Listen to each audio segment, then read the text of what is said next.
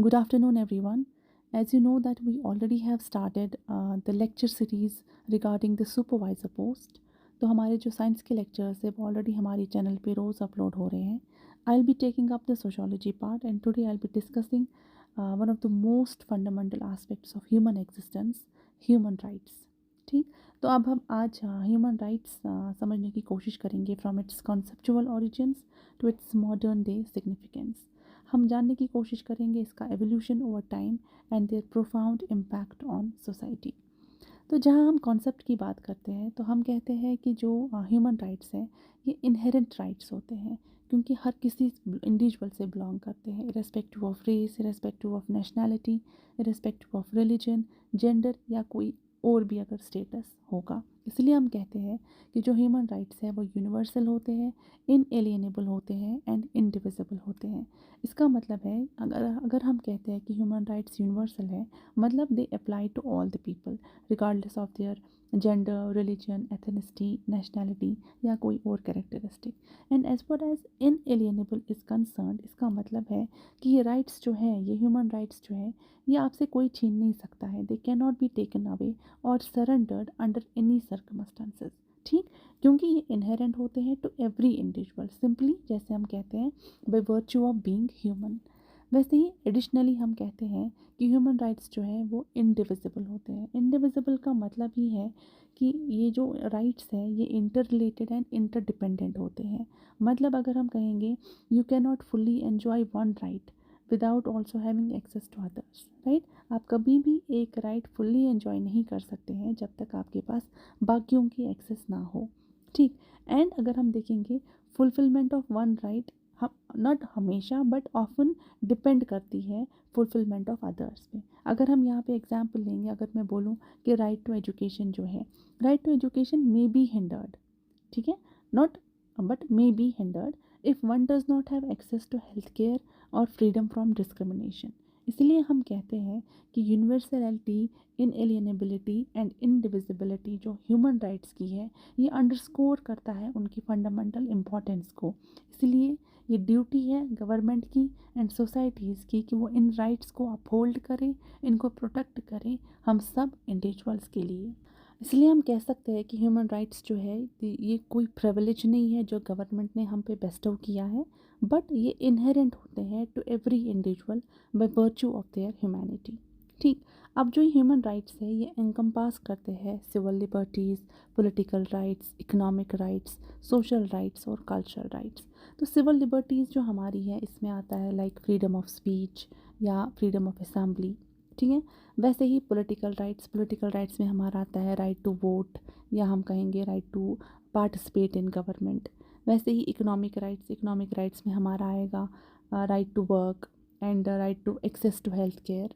वैसे ही social rights की अगर हम बात करेंगे तो सोशल राइट्स में हमारा आता है education, housing and as far as cultural rights are concern and cultural rights में हमारा आएगा freedom to practise one's religion और लैंग्वेज. इसलिए हम कहते हैं कि जो यूनिवर्सलिटी ऑफ ह्यूमन राइट्स है they mean and they apply to all people regardless of their nationality, ethnicity and gender और any other characteristic. Now as far as the evolution of human rights is concerned, हम कहते हैं कि human rights they have a rich history evolving through various moments and milestones. तो इसमें जो ancient roots आते हैं, मैग्ना कार्टा, एनलाइटनमेंट एरा आता है, डिक्लेरेशन ऑफ इंडिपेंडेंस आता है, universal declaration of human rights आता है.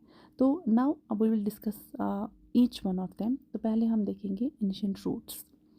तो जो कॉन्सेप्ट ऑफ ह्यूमन राइट्स है it traces back to ancient civilisations जैसे मेसोपोटामिया है, इजिप्ट, ग्रीस एंड रोम, जहाँ पे certain principles of justice and fairness recognise किए गए थे. या तो हम ये कह सकते हैं कि even in ancient societies there were rudimentary concepts of justice and fairness and they were evident in early legal codes and philosophical writings. तो ये हमारे एंशिएंट रूट्स आते हैं. Next we have Magna Carta. तो मैग्ना कार्टा जो है it has marked an early milestone in the protection of individual rights. ठीक, establishing limits on the power of monarchy and promoting the rule of law. मतलब Magna Carta जो है ये एक document है though it was initially concerned with the rights of nobles, but it laid the groundwork for the idea that even rulers are subject to the law. ठीक. Then we have enlightenment era. Enlightenment era में अगर हम देखेंगे जो हमारे philosophers थे like John Locke, Jean Jacques Rousseau, Immanuel Kant, इन सब ने they laid the groundwork for modern human rights and emphasising the inherent dignity and equality for all individuals. या हम कह सकते हैं कि एनलाइटनमेंट फिलोसोफर्स जो थे इन्होंने एम्फेसाइज किया रीज़न, इन्होंने एम्फेसाइज किया individualism and the inherent worth of every person, not for themselves but for every person, laying the groundwork for the modern human rights discourse. Okay, then we have Declaration of Independence and French Revolution, and ये थे 1776 and French revolution जो था 1789. ये दो events जो है, ये दो रेवोल्यूशंस जो है, इन्होंने सॉलिडिफाई किया नोशन ऑफ इनहेरेंट राइट्स को एंड इंस्पायर किया सब्सिक्वेंट ह्यूमन राइट्स मूवमेंट को वर्ल्ड वाइड. मतलब दीज रेवोल्यूशंस जो है इन्हें चैलेंज किया notion of divine right and assert की क्या sovereignty and inherent rights of the individuals. Then we have universal declaration of human rights जिसको हम UDHR बोलते हैं. ठीक है, 1948 UDHR ने इसको अडॉप्ट किया था यूनाइटेड नेशंस जनरल असेंबली ने, और ये एक कॉर्नर स्टोन डॉक्यूमेंट बन गया प्रोक्लेमिंग द इनएलिएनेबल राइट्स जिसमें हर किसी ह्यूमन बीइंग एंटाइटल्ड थे. मतलब इन्होंने अडॉप्ट किया after the atrocities of the world war second, और इन्हें इस्टेब्लिश किया एक comprehensive framework for human rights. ठीक है, and it served as a beacon for subsequent international human rights law.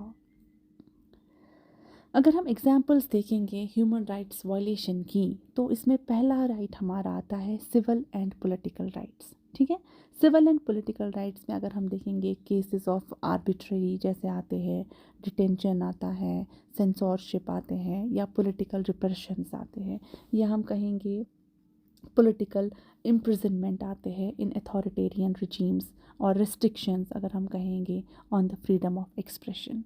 ठीक है, तो ये सब हमारे सिविल एंड पॉलिटिकल राइट्स में आता है. Next we have economic and social rights. तो इकोनॉमिक एंड सोशल राइट्स की हम बात करेंगे, उसमें तो हमारे पॉवर्टी आता है, lack of access to education आता है, हेल्थ केयर आता है, और हमारी बेसिक नेसेसिटीज़ आती हैं. लाइक हम बोलेंगे इनएडुकेट हेल्थ केयर तो है ही, या lack of access to education भी इकोनॉमिक एंड सोशल राइट्स में आएगा. Then we have gender and minority rights. Gender and minority rights में सीधी सी बात है डिस्क्रिमिनेशन आएगा. डिस्क्रिमिनेशन किस हिसाब से? Based on gender, ethnicity, religion, sexual orientation या आइडेंटिटी हमारी आती है. या अगर हम आज की बात करेंगे, आजकल एथनिक माइनॉरिटीज़ है, वायलेंस अगेंस्ट वुमेन है, या LGBTQ+ इंडिविजुअल्स है, या इंडिजिनस पीपल है, वो सब हमारा जेंडर एंड माइनॉरिटी राइट्स में आते हैं. Then we have migrant and refugee rights. Migrant and refugee rights जो है ये चैलेंज होते हैं जो फेस करते हैं कौन? Displaced people, displaced persons. ठीक है, इंक्लूडिंग लैक ऑफ प्रोटेक्शन या एक्सेस टू असाइलम या इंटीग्रेशन अगर हम बोलेंगे, या डिनाइल ऑफ असाइलम की बात हम करेंगे, वो सब, या इंक्लूडिंग डिटेंशन भी, वो भी इसमें आएगा माइग्रेंट एंड रेफ्यूजी राइट्स में. Then we have environmental rights. Environmental rights, everybody knows that destruction of ecosystem जो आजकल ज़्यादा हो रहा है, pollution जो इतना ज़्यादा हो रहा है, या कोई भी climate change. ठीक है, disproportionately जो हमारे कम्युनिटीज़ को अफेक्ट करता है, वो environmental rights में आता है. या इसमें हम कहेंगे destruction of natural habitats, pollution या climate change. ठीक है, जो अफेक्ट करता है marginalized कम्युनिटीज़ को, वो सब हमारे एनवायरमेंटल राइट्स में आता है. नाउ अगर हम देखेंगे इम्पैक्ट ऑफ ह्यूमन राइट्स, क्या इम्पैक्ट पड़ता है, ठीक है, ह्यूमन राइट्स का, तो इसमें आता है, इसमें लीगल फ्रेमवर्क्स आएंगे, सोशल मूवमेंट्स आएंगे, जुडिशल एनफोर्समेंट आएगा, पॉलिसी रिफॉर्म्स आएंगे, एंड कल्चरल शिफ्ट आएगा.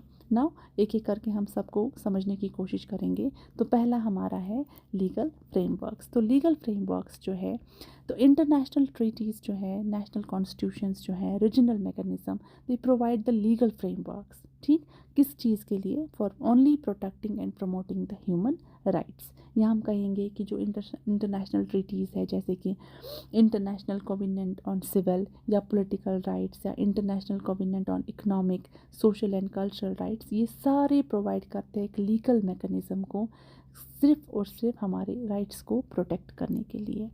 Then we have social moments. Social moments जो है, हम कहते हैं कि ग्रास रूट्स एक्टिविज़म या सिविल सोसाइटी ऑर्गेनाइजेशंस या एडवोकेसी कैंपेन्स, ये सब एक अवेयरनेस रेज करते हैं एंड मोबिलाइज करते हैं एक्शन। किस चीज़ पे?